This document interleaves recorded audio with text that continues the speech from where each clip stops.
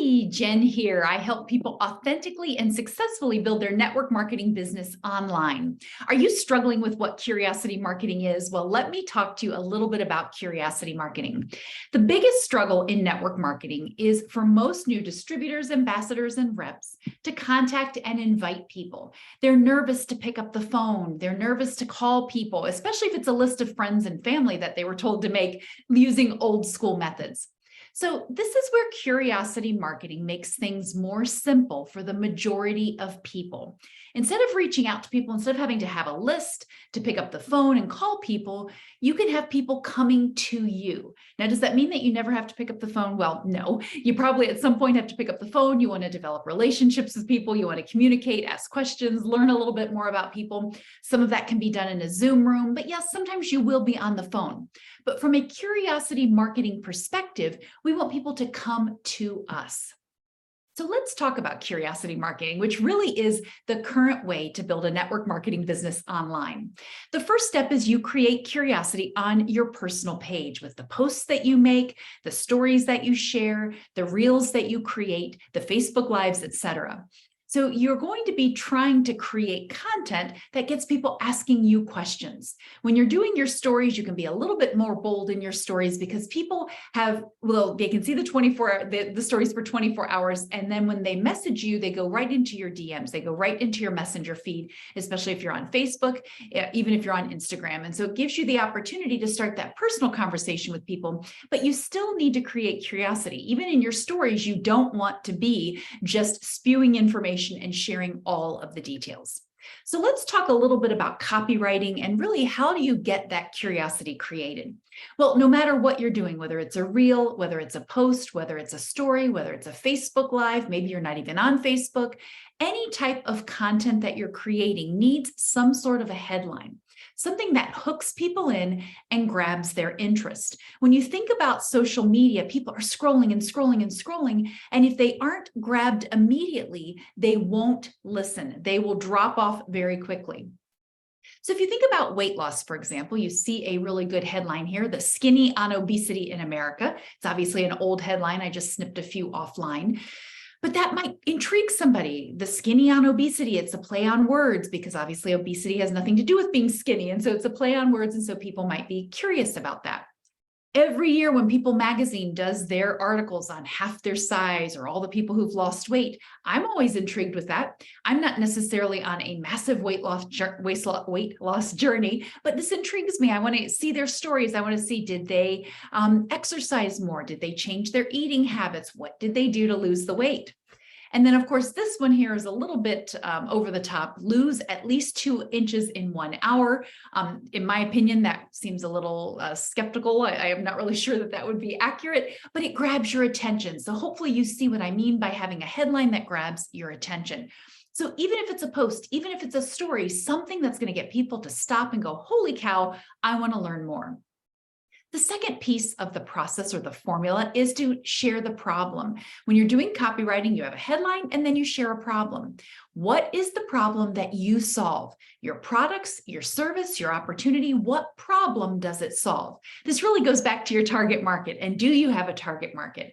Do you know who you're talking to and what problems they have? Because obviously then this answer would be super simple.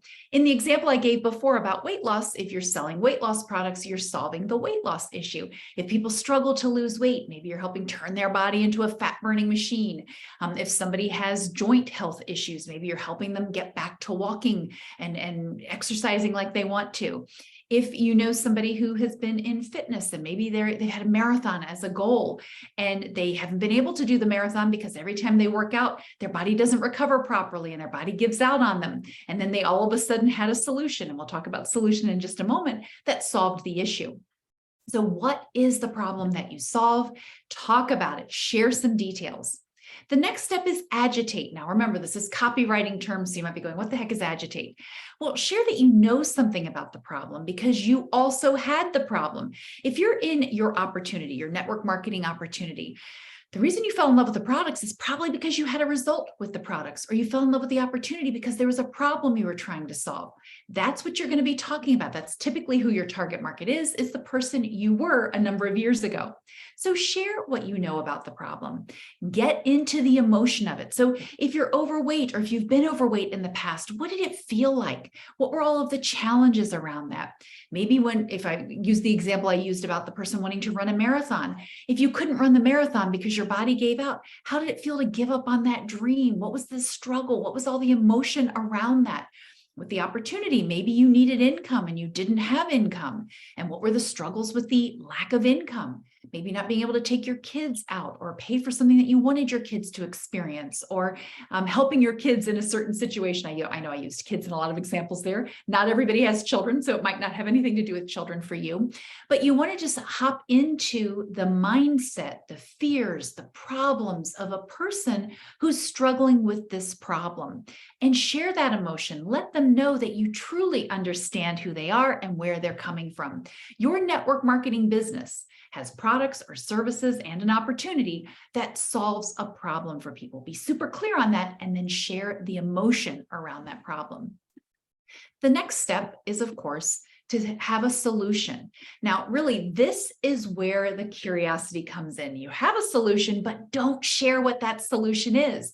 If you share what the solution is, then they don't need you anymore. Your person who's listening to your content, if they're listening to a Facebook Live or a video, or they're reading your post, if you share with them what the name of the product is, what the name of the company is, they don't need you. All they can do is go over to Google, and they can Google search the product, they can Google search the name of the company, and they can find out what that product is, and they can buy it online. They can buy it from another distributor. And in some cases, unfortunately, they could buy it on Amazon.